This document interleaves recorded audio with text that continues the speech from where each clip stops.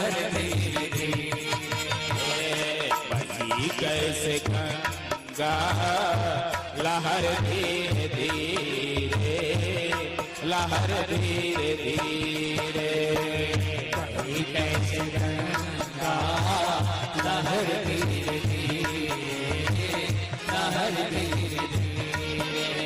अनेकों की बिगड़ी बनाई मतूने, अनेकों की बिगड़ी बनाई मतूने, अनेकों की बिगड़ी बनाई है तूने। अब रघुनाथ के स्नान करके करके बोल रहे बनाई, हमारी भी ले लो खबर धीरे धीरे, खबर धीरे धीरे, हमारी भी ले लो खबर धीरे धीरे, खबर धीरे धीरे। बही कैसे गंगा लहर धीरे धीरे, लहर धीरे धीरे, बही कैसे गंगा लहर धीरे धीरे, लहर धीरे धीरे। बोलिए गंगा मैया की जय हो। देखो जिनके चरणों से गंगा निकली है वो स्वयं ही गंगा में स्नान कर रहा है। रघुनाथ जी ने स्नान किया, गुरुदेव ने पूरी कथा सुनाई और तब गुरुदेव के साथ जनकपुर की यात्रा फिर रघुनाथ जी ने शुरू कर ली। और गुरु जी आए हैं यह खबर पहुंचाई गई जनक जी के पास। राम जी को साथ में लेकर एक बगीचे में बाबा विश्वामित्र विश्राम करते हैं। जनक जी को पता चला तो तुरंत तमाम ऋषियों को साथ में लेकर के पधारे। अकेले नहीं आए, बहुत सारे लोगों को साथ में लेकर के आए। चलो बाबा के दर्शन करो। आए, वंदन किया और गुरुदेव ने कुशल पूछी। जनक ने कहा गुरुदेव सब आपकी कृपा से मंगल है, कुशल है। कभी आपने विचार किया कि कोई आता है तो हम आप क्या कहते हैं, भैया कुशल से हो? कुशल प्रश्न कही बारह बारा, विश्वामित्र नृपहि बैठारा। तिवारी भैया कोई भी आता है तो हम पूछते क्या है, भैया कुशल से हो? कुशल शब्द बना कहां से? कुश शब्द आप जानते हैं? कुशा जनार्दन भैया, कुशा से कुशल शब्द बना है। प्राचीन काल में जब ऋषियों के गुरुकुल में बालक पढ़ने जाते थे तो हाथ में लकड़ी लेकर के जाते थे। समतपाणि श्रोत्रियम ब्रह्मनिष्ठम, हाथ में लकड़ी लेते थे, गुरु के चरण में जाते थे, प्रणाम करते थे। काहे लिए जाते थे? तद विज्ञानार्थम, विज्ञान प्राप्त करने के लिए। तो गुरुदेव उन सबको जानते हो क्या करते थे? ये लकड़ी लेकर के आने का मतलब था, प्रतीक है कि हे गुरुदेव हम इस लकड़ी की तरह, सूखी लकड़ी की तरह है, हमारे अंदर ज्ञान की चिंगारी नहीं है, ज्ञान के प्रकाश नहीं है। आप हमारे अंदर ऐसी रगड़ करो, ऐसी व्यवस्था करो कि हमारे अंदर ज्ञान प्रकट हो जाए, ज्ञान की अग्नि प्रकट हो जाए, ज्ञानाग्नि प्रकट हो जाए। तो ऋषि करता क्या था कि किसी को गाय चराने की सेवा दे देता था, पढ़ाता था सबको, लेकिन किसी को गाय की सेवा, किसी को भिक्षा मांगने की सेवा, किसी को लकड़ियां तोड़ने की सेवा, किसी को कुशल लाने की सेवा। ध्यान से सुनिएगा भैया कि हम लोग कुशल काहे को पूछते हैं और कुछ क्यों नहीं पूछते। जबकि आप देखो कुशल शब्द के पर्यायवाची जानते हो? दक्ष, प्रवीण, चतुर, ये सब इस एक ही क्वालिटी पे आते हैं, लेकिन सबके प्रयोग बिलग बिलग होते हैं भैया, है सब देखिए समानार्थक शब्द है। लेकिन जब ये कुशल पूछा जाता है काहे को, ध्यान दीजिएगा, ऋषि जिनको कुशा लाने के लिए भेजता था, जब वो कुशा उखाड़ के काट के लाता था ना, तो उसके हाथ को गुरुदेव उठा करके देखते थे कहीं इसके हाथों में खरोंच तो नहीं लगी है। और गुरु जब उसे बार बार देखता तो कहीं न कहीं खरोंच तो लगेगी, एक आध कुशा चीर तो देगा ही। ये देखने के बाद जब गुरुदेव देख लेते थे कि बालक अब कुशा लाता है और कुशा उसके शरीर में घाव नहीं कर पाता, छू नहीं जाता है, तब गुरुदेव ऋषि उस बालक को कुशल शब्द से पुरस्कृत करते थे, उसका सम्मान करते थे कि बेटा अब तू कुशल हो गया है। बारे तेरे शरीर, ये शरीर प्रधान बना, कुशल हम कहेंगे तो ये तुरंत होगा कि आप शरीर से स्वस्थ हो कि नहीं। शब्द बोलेंगे कुशल, लेकिन मतलब क्या होता है कि आप शरीर से स्वस्थ हो कि नहीं, बस। जो कि मिलता दक्ष भी है, सयाना भी है, चतुर भी है, प्रवीण भी है, लेकिन कोई आता है तो आप क्या कहते हो कि भैया प्रवीण हो, दक्ष हो, चतुर हो, सयाना हो, नहीं पूछते क्या हो, कुशल प्रश्न कही बारही बारह, कुशल प्रश्न कही बारही बारह, कि आप शरीर से स्वस्थ हो अथवा नहीं। कुशल शब्द पूछते ही पता चल जाता है कि हम शरीर परिवार में कुशल है, सब लोग स्वस्थ हैं। ऋषि ने बार बार पूछी, जनक ने बताया और प्रेम के साथ अपने पास बिठला लिया। देखो उस समय युगल सरकार राम और लक्ष्मण वही बगीचा में फुलवाड़ी थी, उसे देखने चले गए थे, फुलवाड़ी को देखने। जब गुरुदेव इधर बैठे राजा से बतिया रहे हैं, तब तक राम जी और लक्ष्मण जी दोनों साथ में आए। और राम जी का इतना तेजस्वी रूप स्वरूप, दोनों भाइयों के युगल स्वरूप को देखा तो सारे लोग उठ के खड़े हो गए। विचार करने के बाद गुरुदेव को छोड़ के जितने भी जनकपुर से लोग आए थे सब उठ के खड़े हो गए और सब उनके स्वागत करते हैं। सबने देखा राम जी को, क्या छवि थी। देखो सुंदर व्यक्ति होता है तो बार बार देखने का जी करता है। रघुनाथ जी सुंदर, मधुराति मधुर है, सुंदराति सुंदर है। और उन सरकार को देखा तो सब अपलक निहारने लगे। और लेकिन हालत जो है सिया जी के पिताश्री की कुछ और हो गई। उन्होंने जब राघव के रूप को देखा तो भयउ विदेह विदेह विसेखी, वो शरीर की सुध बुध ही भूल गए। विदेह कहे जाते हैं, उनको शरीर का भान नहीं रहता है। और आज जब भगवान सामने हैं तो प्रभु को देखा, फिर विश्वामित्र की ओर देखे, फिर राम जी को निहारे, फिर गुरु जी को देखे। जनक जी से रहा नहीं गया भैया। उन्होंने गुरुदेव से हाथ जोड़ के पूछा, गुरुदेव ये दो सुंदर बालक हाँ अपने आश्रम के ही। तो कहा कि गुरुदेव आश्रम की बात नहीं पूछ रहा, कहु नाथ सुंदर गो बालक, कहु नाथ सुंदर गो बालक, मुनि कुल तिलक के बकुल पालक, बकुल तिलक गो बालक। कहा गुरुदेव मैं पूछ रहा हूँ कि मुनिकुल तिलक है कि ये जो सरकार यहाँ दिख रहे हैं ये मुनियों के यहाँ प्रकट हुए हैं या राजा के यहाँ प्रकट हुए हैं। मतलब कहा गुरुदेव तुलसी की माला भी पहने हैं, आधा वेश चूंकि रघुनाथ जी आश्रम से आए हैं तो आधी वेशभूषा आश्रम की भी है, अब आधा राजा वाला रूप धारण किए हैं। तो उनको लगा कि सरकार ने किस संस्था को पावन किया, पवित्र मार्ग में किसी गृहस्थ आश्रम को पवित्र किया या निवृत्त आश्रम को पवित्र किया।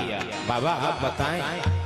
इतना पूछते पूछते गुरुदेव से फिर बोल पड़े कि ब्रह्म भजो निगम नेति कही गावा, ब्रह्म भजो नेति कही गावा, उभय बेश धरी की सोई आवा, उभय बेश धरी की सोई आवा। जनक जी ने कहा गुरुदेव, जिसे वेदों में निगम माने वेद में जिसे ब्रह्म कहा जाता है, क्या वही भगवान तो नहीं आ गया दो रूप धारण करके? कहा काहे को ऐसा लग रहा है मानो विश्वामित्र इशारा करते हैं कि जनक अरे ब्रह्म का नाम रूप लीला नहीं होता, ये देख रहे हो कि यहाँ नाम इनका है रूप भी है, कैसे जब देखते ये ब्रह्म है? तो कहा कि प्रभु एक लक्षण दिख रहा है, और चीजें तो ब्रह्म की नहीं दिखती, लेकिन सहज विराग रूप मन मोरा, अथकित होत जीवी चंद चकोरा। जैसे चंद्रमा को देख करके चकोर आनंदित होता है, वैसे ही मेरा मन जो बैरागी है कभी किसी रूप में आसक्ति नहीं होती। आज मेरा मन बरबस इनको देखने का बार बार कर रहा है, जरूर कोई कारण है। गुरुदेव मुस्कुराए, उन्होंने कहा राजा बहुत सही जा रहे हो। मतलब क्या? कहा जानते हो ये प्रिय सब ही जहां लगी प्राणी, इस संसार में जितने भी नर नारी जीव जंतु हैं सबको अच्छे लगते हैं। जानते हो ये वैदिक भाषा बोले हैं, हम लोग पढ़ तो लेते हैं चौपाई में, लेकिन उपनिषद का सूत्र है, वेदों में लिखा है आत्मा वही सर्वेषां प्रियः, आत्मा सबको सबसे प्रिय होती है। अब बाबा क्या कह रहा है? ये प्रिय सब ही जहां लगी प्राणी, इस संसार में जितने भी लोग हैं सबको प्यारे, जितने भी प्राणधारी जीव हैं उन सबको ये प्यारे लगते हैं। बताइए अपनी आत्मा अपना प्राण किसको अच्छा नहीं लगता भैया? बोलो सबको अच्छा लगता है, चाहे कोई कैसा अच्छा हो बुरा हो, लेकिन किसको अपनी आत्मा अच्छी नहीं लगती? कौन जीना नहीं चाहता? राम जी क्या है? ये सबकी आत्मा है, माने इशारा करते हैं कि हाँ वही ब्रह्म है। लेकिन जैसे गुरुजी बोलना शुरू किए, राम जी मन मुस्काही, राम सुन बानी, प्रभु मुस्कुरा दिए। गुरुदेव राज मत खोलिए, राज को राज रहने दो, सरकार खोलिए मत, चुपचाप बस मेरा परिचय दीजिए मैं कौन हूं। देखो दृष्टि हो तो भगवान, किसी जीव को देख करके भगवान की याद आ जाती है, और दृष्टि नहीं हो तो सामने भगवान आ जाए, दुर्योधन रावण और हिरण्याकश्यप की तरह भगवान से लड़ना शुरू कर देगा। ये भक्ति भावना की महत्ता है। जनक जी का बैरागी मन है, लेकिन तुरंत उनके जिसका जितना मन निर्मल है उतना ही उसके अंदर ईश्वर का प्रतिबिंब दिखेगा। जिसका मन निर्मल है उसी का संत और भगवत से प्यार होगा। और किसी ने पूछ लिया कि अगर मान लो हमें संत और भगवान दोनों अच्छे नहीं लगते, भगवान में मन नहीं लगता, कथा सुनने की इच्छा नहीं होती, बोले जबरदस्ती कथा सुन लो। अगर जबरदस्ती कथा सुने तो शंकर कहते हैं अवलंब भवंत कथा जिनके प्रिय संत अनंत सदा तिनके, अवलंब भवंत सदा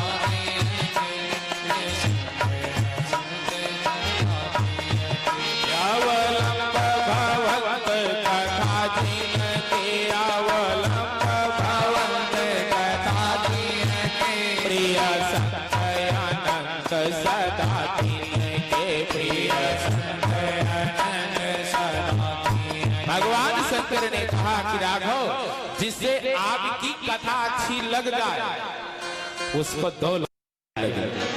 कौन? एक संत और दूसरे भगवंत। ये बड़े पूर्व जन्म के पुण्य के अनुराग संत और भगवंत से प्रेम होता है। और ये तो निर्मल मन वाला आदमी है, योगी है, योग को बिल्कुल योगश्चित्त वृत्त निरोधा कर चुका है। रघुनाथ जी मुस्कुरा दिए, गुरुदेव बताइएगा नहीं।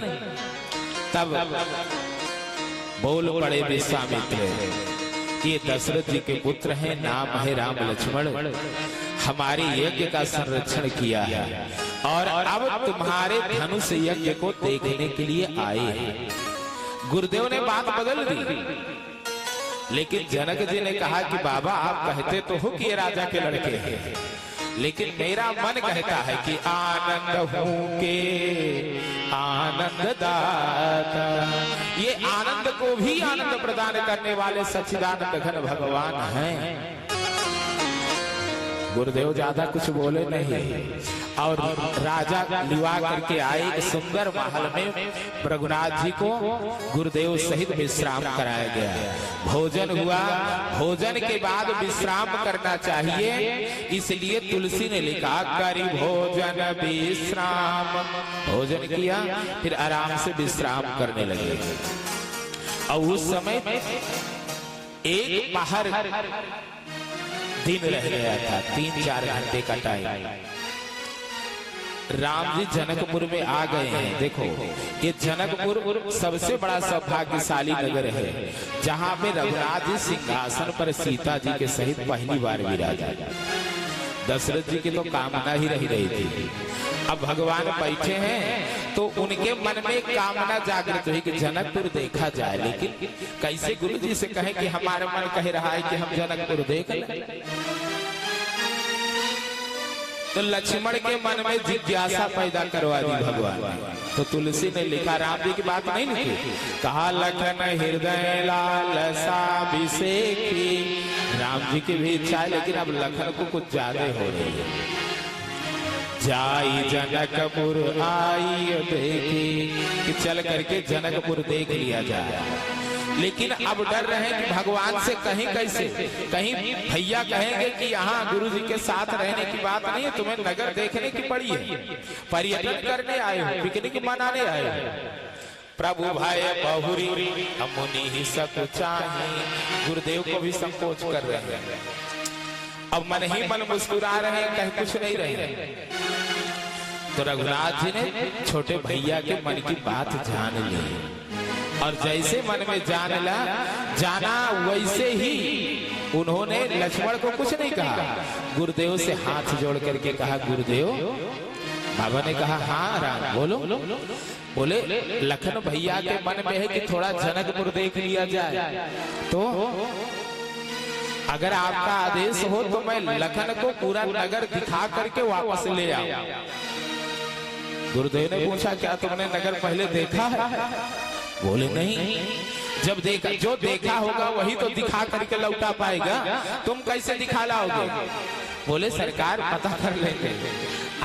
अब गुरुदेव समझ गए कि राम भी जाना चाहते हैं छोटे भैया के साथ, इसलिए उन्होंने कहा कि जाओ, मैं समझ गया।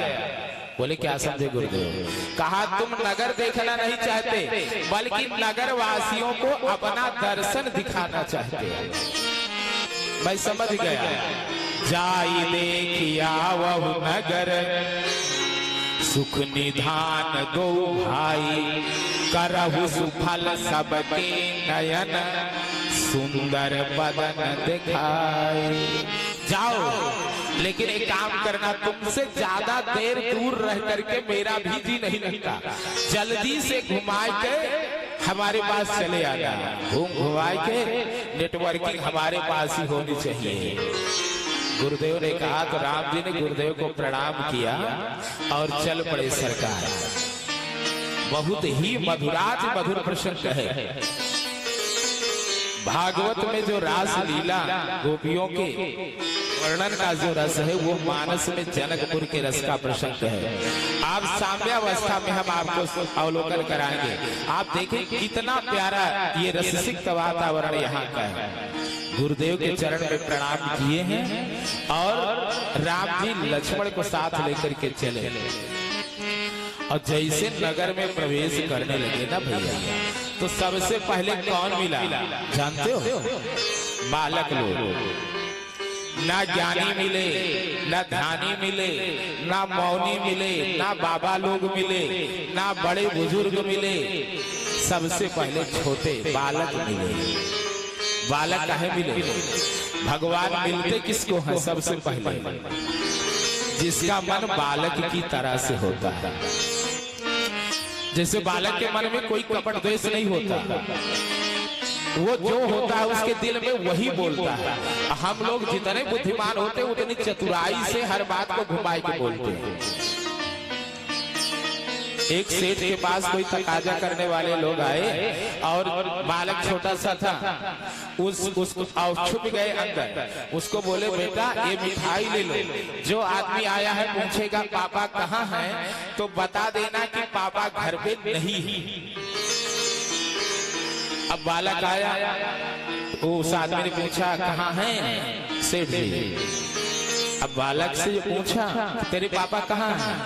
उसने कहा मेरे पापा ने मना किया, ये मिठाई दिए हैं, अब बोले हैं कि घर है तो घर के अंदर, लेकिन बोले हैं कि उनसे कह देना कि हम घर पर नहीं हैं।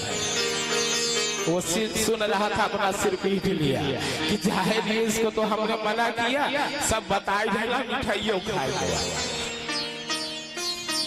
बालक जो अंदर है वही बोलता है, निर्भय होता है। 2 मिनट लड़ेगा लेकिन 2 मिनट बाद कितनी सहजता से मिलता है। जिसका मन ऐसे होता है ना, देखो इस संसार में है तो क्रोध भी आएगा, काम भी आएगा, लोभ भी आएगा, अहंकार भी पैदा होगा, लेकिन परशुराम की तरह जैसे उनका परसा चढ़ा तो चढ़ा ही रह गया। ऐसा ना हो। क्रोध आवे समसामयिक देश काल परिस्थिति के अनुसार, लेकिन 2 मिनट बाद अगर आप नॉर्मल हो जाते हो तो आपका वो क्रोध नहीं कहलाता। रघुनाथ जी सबसे पहले बालकों को मिले। बालक लोगों ने देखा राम जी को, चारों तरफ के घेर लिया और बोल पड़े कि राजकुमार जी आप थोड़ा ऐसे खड़े हो जाओ।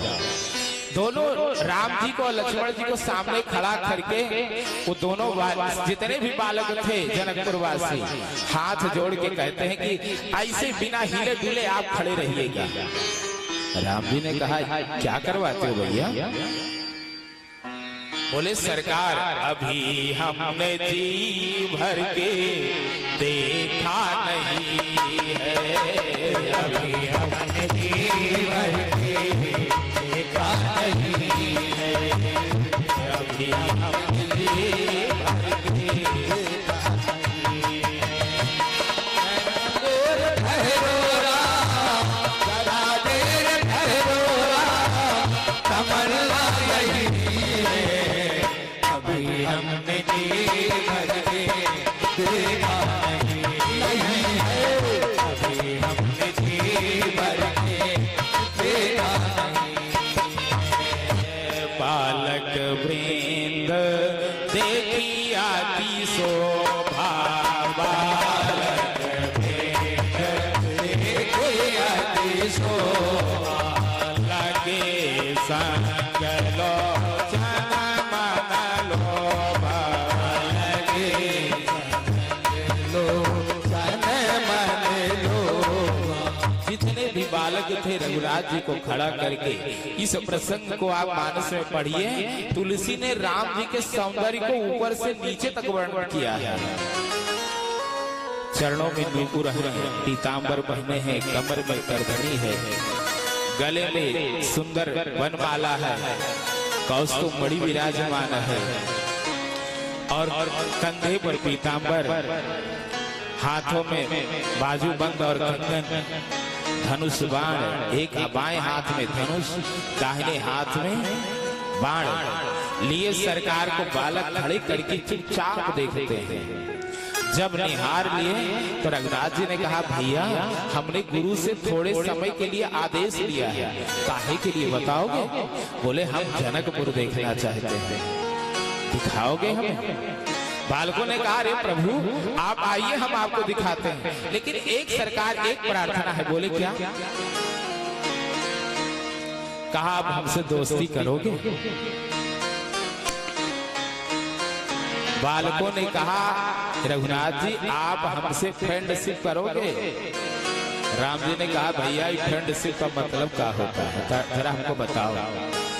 बोले कि सरकार आज हम लोग मिले हैं ना, तो हम लोग जहां भी मिलेंगे एक दूसरे को अच्छी तरह पहचानेंगे, जहां हमें जरूरत पड़ेगी हम आपसे सेवा ले लेंगे, और जहां आपको जरूरत पड़ेगी वहां तन मन धन सब कुछ समर्पित हम करेंगे, एक दूसरे के लिए जिएंगे परस्पर।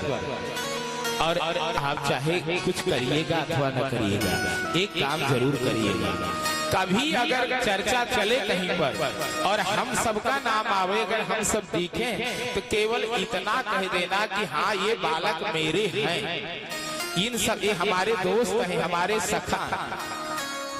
फिर वही बात, मैं तेरा तू मेरा राम, कोटि कोटि साह तुम्हें प्रणाम। मैं तेरा तू मेरा राम, कोटि कोटि साह तुम्हें प्रणाम। मैं तेरा तू मेरा राम, कोटि कोटि साह तुम्हें प्रणाम। मैं तेरा तू मेरा राम, कोटि कोटि साह तुम्हें प्रणाम। मैं तेरा तू मेरा राम, मैं तेरा तू मेरा राम, कोटि कोटि साह तुम्हें प्रणाम। मैं तेरा तू मेरा राम, कोटि कोटि साह तुम्हें प्रणाम। मैं तेरा तू मेरा राम, कोटि कोटि साह तुम्हें प्रणाम। मैं तेरा तू मेरा राम, कोटि कोटि साह तुम्हें प्रणाम। बालकों ने कहा देखो ये ब्रह्म संबंध की कथा है, एक कैसे जीव परमात्मा के साथ अपना संबंध स्थापित करे, ये उसकी गाथा है। बालकों ने प्रार्थना करी कि राघव केवल अपनापन बनाए रखना, बस इतने से हम सब धन्य हो जाएंगे। रघुनाथ जी ने सारे बालकों को लिया और चल पड़े। अब तो भैया जितने बालक थे, कुछ बालक राम जी के साथ चल रहे हैं और कुछ बालक प्रचार करने निकल पड़े। भैया तिवारी वो दौड़ के नगर के चौराहे पर बाजारों में जा करके बताने लगे, अरे दो सुंदर राजकुमार आए हैं, इतने खूबसूरत हैं कि जो उनको देखे देखता ही रह जाए। आज तक ऐसी सुंदरता हमने संसार में न सुनी थी न देखी है, और आज चलिए सब लोग देखिए। अब जिधर देखो प्यारे उधर ही चर्चा होने लगी। राम जी गली में चल रहे हैं, जब माताओं ने घर में सुना, सबने अपना काम छोड़ दिया। पुरुष ने, बाल वृद्ध नर नारी जितने भी छोटे बड़े युवान थे, सब अपने अपने काम छोड़ करके भगवान राघव के दर्शन करने के लिए दौड़ पड़े।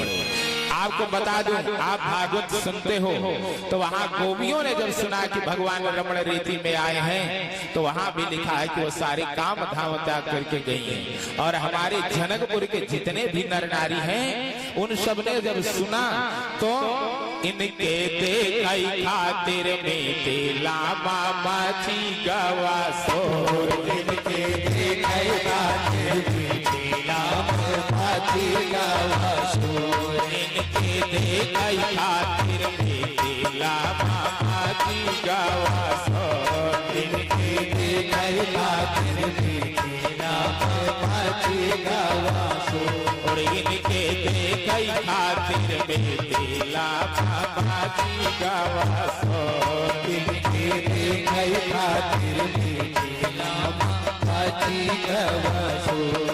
सखी गली गली घूमे रहना अवध के किशोर। सखी गली गली घूमे रहना अवध के किशोर। इनके देखई खातिर में तेला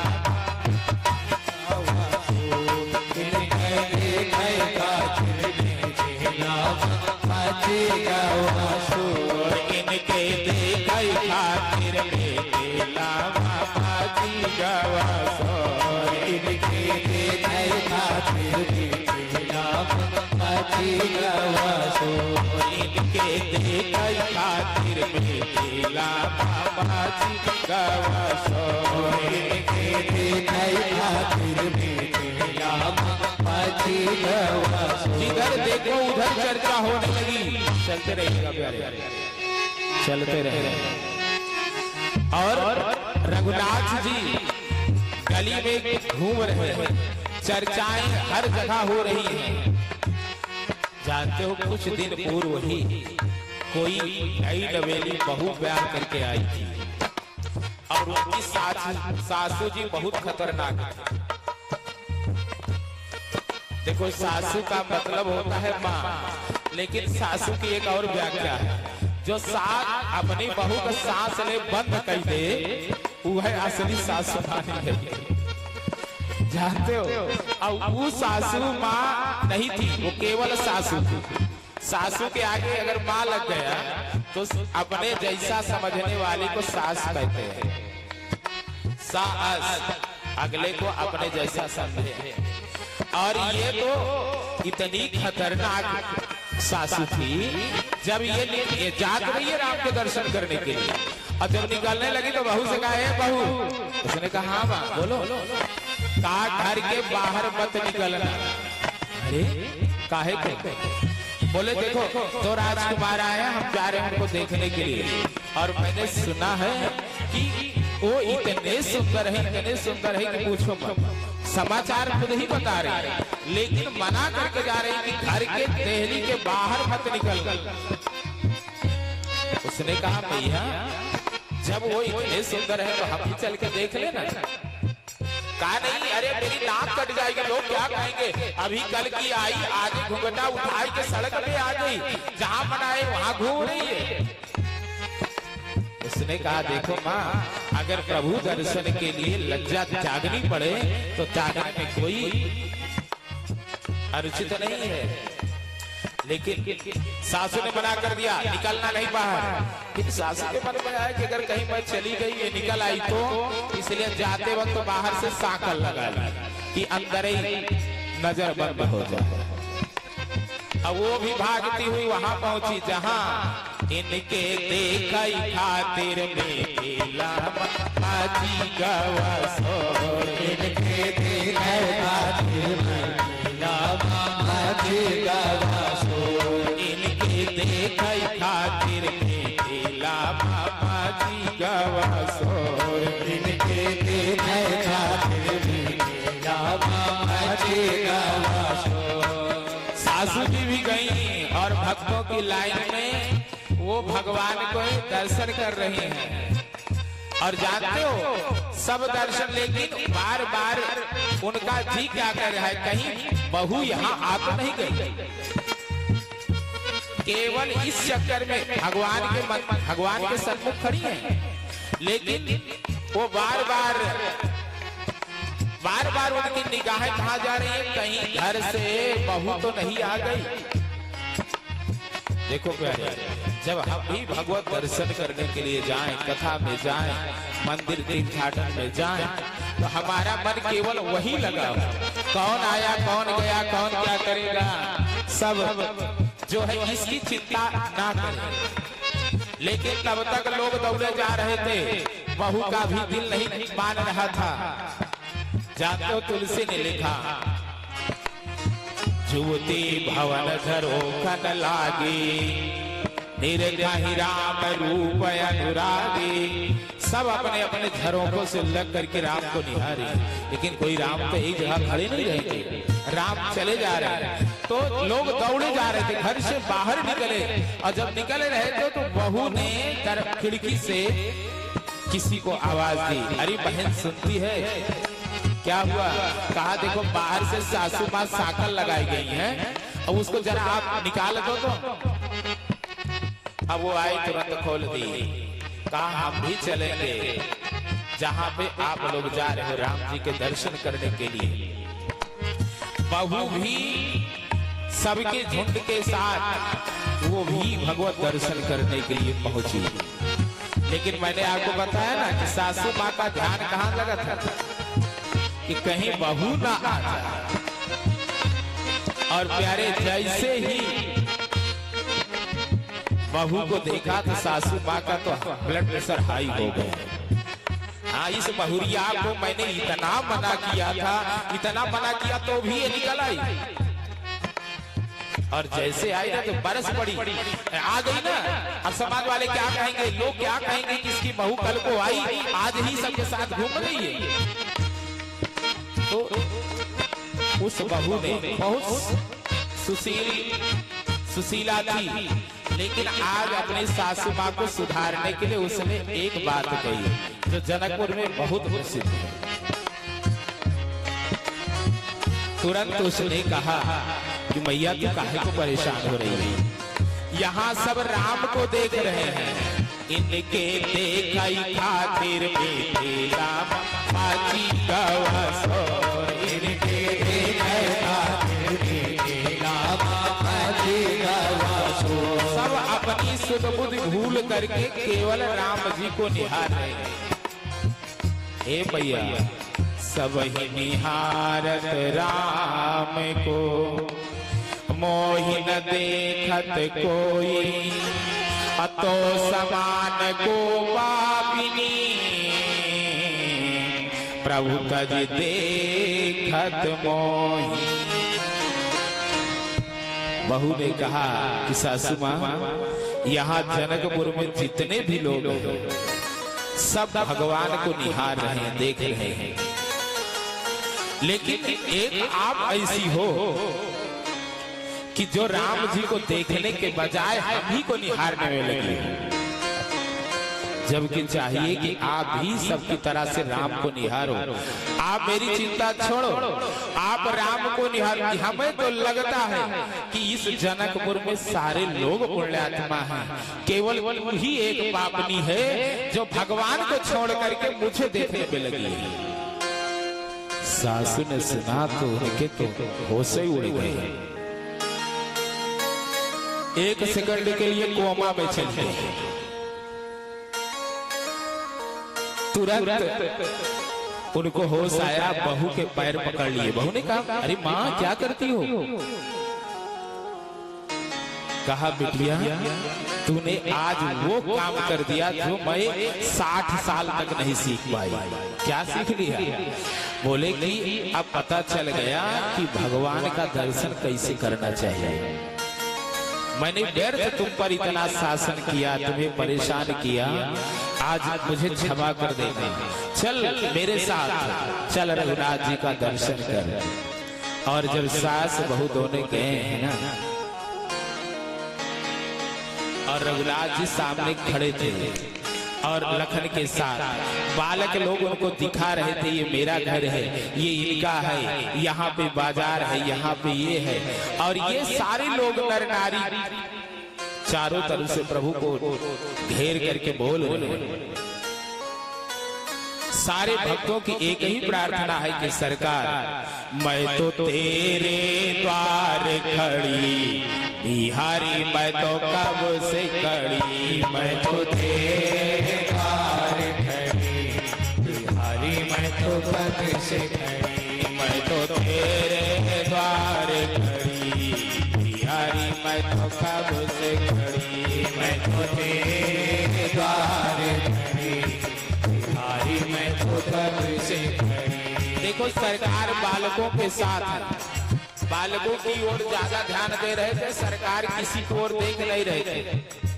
तब सबने प्रार्थना करी कि सरकार तेरी आँखियां जादू भरी, बिहारी मैं तो कब से खड़ी हो, तेरी आँखियां जादू भरी, बिहारी जी को कब से खड़ी, तेरी आँखियां जादू भरी हो, बिहारी मैं तो कब से खड़ी, तेरी आँखियां जादू भरी, बिहारी मैं तो कब से खड़ी, तेरी आँखियां जादू भरी, बिहारी मैं तो कब से खड़ी, तेरी आँखियां जादू भरी, बिहारी मैं तो कब से खड़ी, तेरी आँखियां समान हम लोगों की ओर भी तो निहार हो। सब मिलकर प्रार्थना कर रही हैं और कहती क्या, सुंदर प्यारा श्याम सलोना, सुंदर प्यारा श्याम सलोना, सुंदर प्यारा श्याम सलोना, सुंदर प्यारा श्याम सलोना, कर गया मुझ पर जादू टोना, कर गया मुझ पर जादू टोना, कर गया मुझ पर जादू टोना, कर गया मुझ पर जादू टोना। जितनी भी जनकपुर की ललनाएं किशोरियां युवतियां हैं, सब मिलके सरकार से प्रार्थना करती, राधो यदि ललाट तुम होते लली, तो गले कट जाते करोड़न के। सरकार यदि तुम लड़का के बजाय लड़की होते तो पता नहीं कितने कत्ल हो जाते। सांवले होकर के अगर गोरे होते तो पता नहीं क्या होता सरकार। जब सांवले रंग पर ही दुनिया मर जा रही है और सब प्रार्थना करती है भक्ति भावना से, मेरी आँखियां हरी से लड़ी, बिहारी मैं तो कब से खड़ी, तेरी आँखियां हरी से लड़ी, बिहारी मैं तो कब से खड़ी, तेरी आँखियां हरी से लड़ी, बिहारी मैं तो कब से खड़ी, तेरी आँखियां जादू भरी, बिहारी मैं तो कब से खड़ी, तेरी आँखियां हरी से मैं तो कब से। लेकिन अरे आप लोग शांति से बैठ सुन रहे, अच्छी बात है,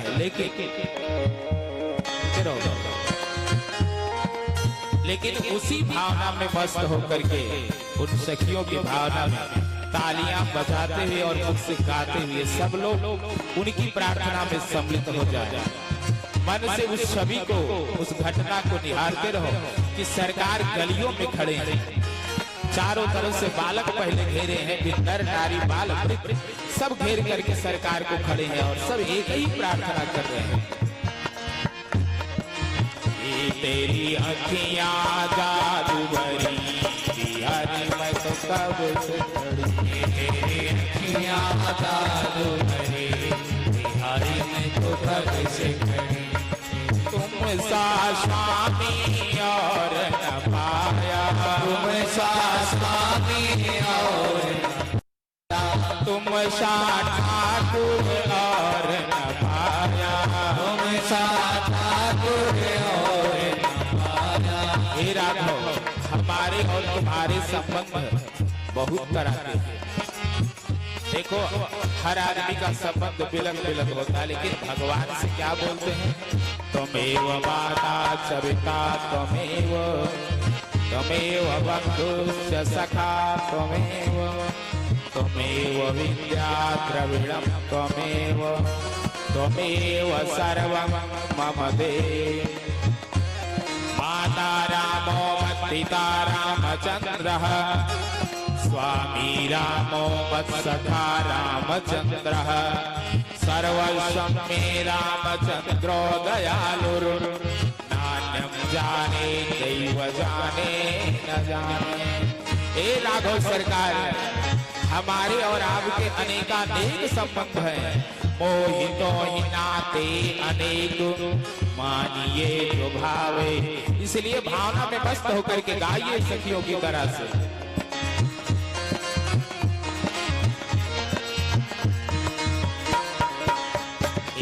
तुम सा स्वामी और न पाया, तुम सा स्वामी और न पाया, तुम सा ठाकुर और न पाया, तुम सा ठाकुर और न पाया। मैंने तुमसे नेह लगाया, मैंने तुमसे नेह लगाया, मैंने प्रभु से नेह लगाया, मैंने प्रभु से नेह लगाया। मैं तो तेरे पार खड़ी, बिहारी मैं तो कब से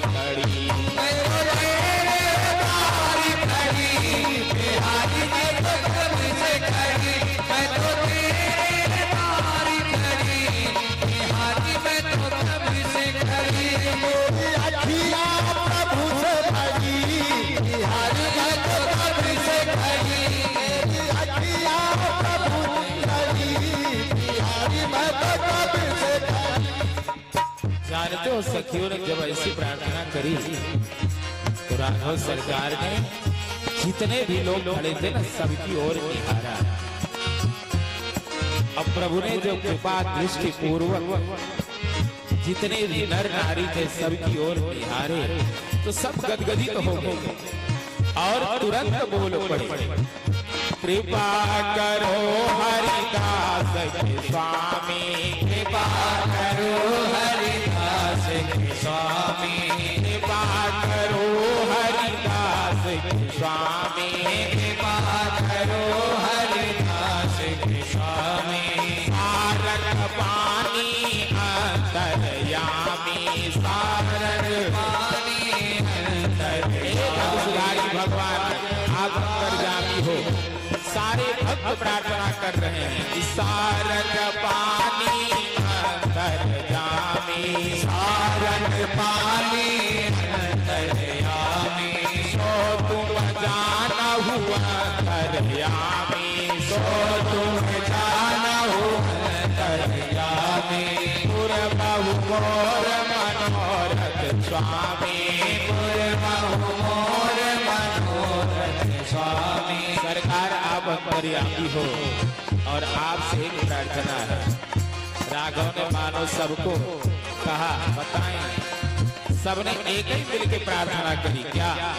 मेरी टूटे न भजन लड़ी, बिहारी मैं तो कब से खड़ी, मेरी टूटे न भजन लड़ी, बिहारी मैं तो कब से खड़ी, मेरी टूटे न भजन लड़ी, बिहारी मैं तो कब से खड़ी, मेरी हलिया प्रभु से लड़ी, बिहारी मैं तो कब से खड़ी, मेरी टूटे न भजन लड़ी, बिहारी मैं तो कब से खड़ी, मेरी टूटे न भजन लड़ी, बिहारी मैं तो कब से खड़ी। सारी सखियों ने सबने प्रार्थना करी कि सरकार यह सुख हमें बाद में भी चाहिए।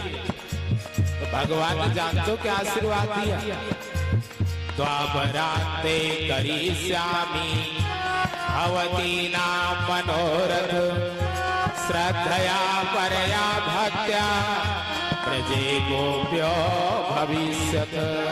कहा आप सबकी मेरे साथ अंग संग करने की इच्छा है ना, कि मेरे साथ समय, लेकिन मैं तो आज गुरु के सानिध्य में हूँ, लेकिन द्वापर के अंत में सबकी इच्छाओं को पूरी करूंगा। ये जितने भी लोग थे ना यही सब ग्वाल बाल ग्वालिनियां बन करके आई हैं, गायें बन करके आई हैं, जो भगवान के सानिध्य में 11.5 साल तक रहे। सबने यही प्रार्थना हम सबको भी करनी चाहिए कि हे प्रभु मेरी टूटे ना भजन लड़ी, बिहारी मैं तो कब से खड़ी, मेरी टूटे न भजन लड़ी, बिहारी मैं तो कब से खड़ी, मेरी टूटे न भजन लड़ी, बिहारी मैं तो कब से खड़ी। सब भगवान से एक प्रार्थना, ध्यान दीजिएगा प्यारे, जानते हो प्रभु से प्रार्थना क्या करें? सरकार राम जी का दर्शन हम लोग मूर्ति में करते हैं ना, मूर्ति में परिकल्पना करते हैं कि भगवान है, और जहां भगवान स्वयं विराजमान है वहां के भक्तों की भावनाएं क्या रही होंगी।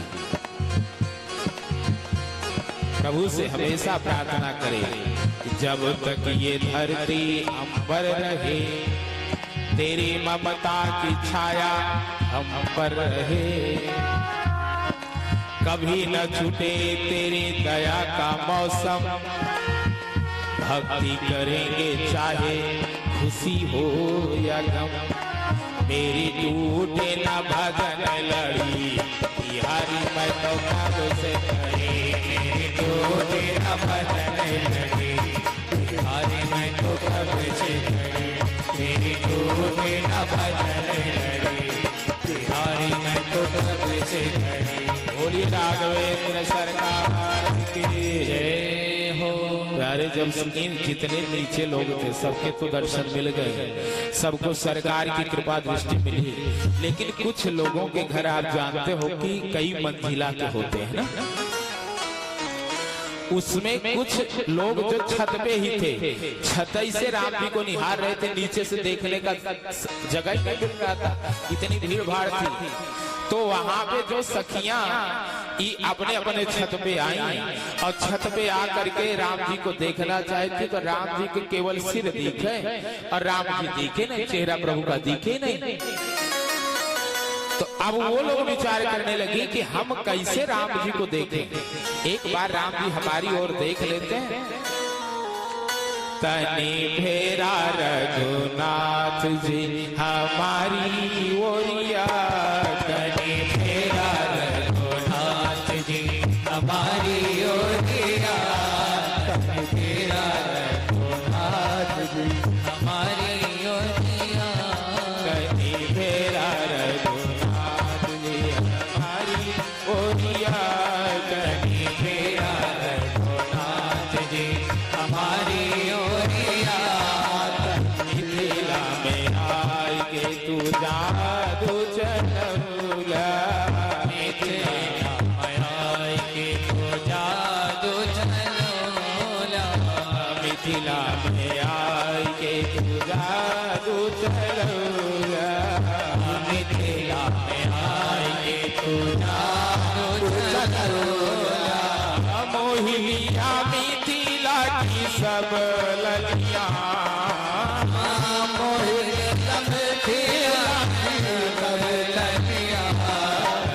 फेरा रघुनाथ जी हमारी ओरिया, तनी फेरा रघुनाथ जी हमारी ओरिया, तनी फेरा रघुनाथ जी। लेकिन जानते हो सखियों ने प्रार्थना तो करी, लेकिन राघवेंद्र सरकार ने उधर दृष्टि नहीं डाली, क्योंकि इधर जब देखे थे स्त्री पुरुष दोनों बराबर में थे। सरकार किसी भी स्त्री की ओर बिना किसी काम के निगाह नहीं डालती है। राम जी के कृष्ण की बात भी लग रही है, वो तो अलग उनका चलता है, लेकिन राघवेंद्र सरकार मर्यादा पुरुषोत्तम है, वो अपनी दृष्टि को संभाल कर चलते हैं। तब उसमें से आपस में सखियों ने चर्चा करी कि अब हम कैसे राम जी के रूप को निहारे। तो एक ने कहा कि देखो अपने अपने बालों में जो फूल लगाए रखे हो ना, बोले हाँ, तो कहा इनको निकाल। सबने अपने बालों में जितना गजरा फूल लगाए रखा था वो सब निकाल के हाथ में लिए और कहा देवी अब ऐसा करो कि राम जी के ऊपर निशाना मार के फेंको। अरे कहीं लग जाएगा, कितने फूल जैसे कोमल तो खुद ही सरकार है। बोले चिंता ना करो, जब ऊपर से गिरेगा फूल फेंक जा तो ताकैला गए हमारी ओर, फेंक जा तो ताकैला गए हमारी ओर, फूल फेंक जा तो ताकैला गए हमारी ओर, फेंक जा तो ताकैला गए हमारी ओर। इनके देख खातिर मिथिला बाबा जी गवसो, इनके देखे खातिर मिथिला बाबा जी गवसो, फूल फेंक जा तो ताकैला गए हमारी ओर, फूल फेंक जा तो ताकैला गए हमारी ओर। जितनी सखियां थी जब आपस में अपने अपने फूल सब निकाले, लेकिन संकोच हो रहा है कि कहीं सरकार को चोट न लग जाए, इसलिए निकाली। तो और जब फेंकने चली ना तो फेंकती नहीं है, बल्कि ही हर सही पर सही सुमन सुमुख लोचन वृंद, जाहि जहाँ जहाँ बंधु दो तहाँ तहाँ परवानंद। वो पुष्प लेती हैं तो सरकार के ऊपर डालती हैं, वर्षा करती हैं, मानो कहती हैं सरकार ये फूल नहीं बल्कि हमारा मन है। फूल को सुमन कहते हैं ना, कि हम अपना मन ही आपके श्री चरण में समर्पित करते हैं। प्रभु एक बार इधर दृष्टि डालो। और जैसे ही पुष्प वृष्टि किया तो भगवान ने ऊपर की ओर दृष्टि देखी और जब देखे तो सब अपने आप को भूल गए और इतने मस्त हुए कि सरकार कब आगे बढ़ गए पता ही न चला। भगवान घूमते रहे, बालक वृंद उन्हें दिखाते रहे, पूरी जनकपुर घूम करके सरकार बच्चों से कहते हैं कि देखो अब शाम होने वाली है, हमारे गुरुदेव हमारा इंतजार करते होंगे, अब हमें जाने दो। और वापस चलने के लिए आज्ञा मांगते हैं। तुलसी ने लिखा कि जो परमात्मा के इशारा से, जिस परमात्मा के इशारे से ब्रह्मांड बनते हैं और बिगड़ जाते हैं, जो सारे संसार का मालिक है, वो गुरु से डर रहा है। ये भजन का महिमा दिखा रहे हैं भगवान। बच्चों को विदा किया, जाने की इच्छा नहीं थी किसी के, लेकिन सब जबरदस्ती। मन तो राम जी के साथ गया, बालक शरीर से अपने अपने घर गए और राम जी पहुंचे, गुरुदेव के चरण में प्रणाम किया। सकुचाए हैं कि गुरुदेव जरा विलंब हो गया नगर देखने में। गुरुदेव ने कहा राम कोई बात नहीं, संध्या वंदन करते हैं गुरु के आदेश से। और उसके बाद गुरुदेव प्रसादी लिए और गुरुदेव विश्राम करने लगे। देखो गुरुदेव विश्राम करने लगे, तब आ गए चरण सेवा में श्री राघवेंद्र सरकार और लखन लाला गुरु की चरण सेवा करने के लिए। और जब चरण सेवा करने लगे कुछ देर बीता तो बाबा विश्वामित्र ने कहा राघव बहुत देर हो गई है, अब जाके तू विश्राम कर। राम जी ने कहा नहीं गुरुदेव अभी सेवा करने दो। बार बार गुरुदेव आदेश करते हैं, तब राम जी जाते हैं। हमारे संत समाज में प्रचलित है महेंद्र प्रभु कि एक गुरु जी थे। एक गुरु ऐसा है कि सेवा करने वाले को बोलता भैया यार जा विश्राम कर ले, लेकिन एक गुरु जी ऐसे थे कि अब विश्राम कर रहे थे, चलवा सेवा करने लगा रात्रि 10 बजे। और जब चरण सेवा करने लगे तो गुरु जी को नींद तो आ रही थी, लेकिन उन्होंने सोचा सेवा कर रहा तो कुछ इससे बोल बतिया लिया जाए। बोले बेटा कितने भाई हो? तो उसने कहा जी गुरुजी 4 भाई। बोले ठीक है सेवा करो। अब खर्राटा चलने लगी, ट्रेन जाने लगी। इतना जबरदस्त खर्राटा ले रहे थे कि चेला हैरान के हे भगवान, कम से कम गुरुजी जाके एक बार कही तो दे कि जाके सोई जा चलवा। 10 बजे से चरण सेवा में लगा, 12 बज गए, लेकिन गुरुजी ने मना नहीं किया कि जाओ विश्राम करो। अब उसने सोचा गुरुजी नहीं बोले तो हम खुद ही चले जाए। वो गुरुजी के चरण में बंद करे कि गुरुजी भले खर्राटा ले हम चले। और जैसे चरण छोड़े भैया गुरुजी की नींद खुल गई। हाँ बेटा वो क्या बता रहा था कितने भाई हैं?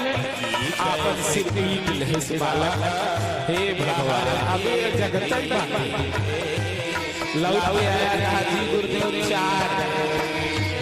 अच्छा 4 भाई है। हाँ क्या क्या करते हैं आगे का बतावे चेला। गुरुजी सोए, फिर सोए 3 घंटा बेचारा सेवा में जुटा रहा। रात्रि के 3 बज गए। उसने सोचा ये तो हमको छोड़ने वाला नहीं, अब हम वहीं छोड़ के जा।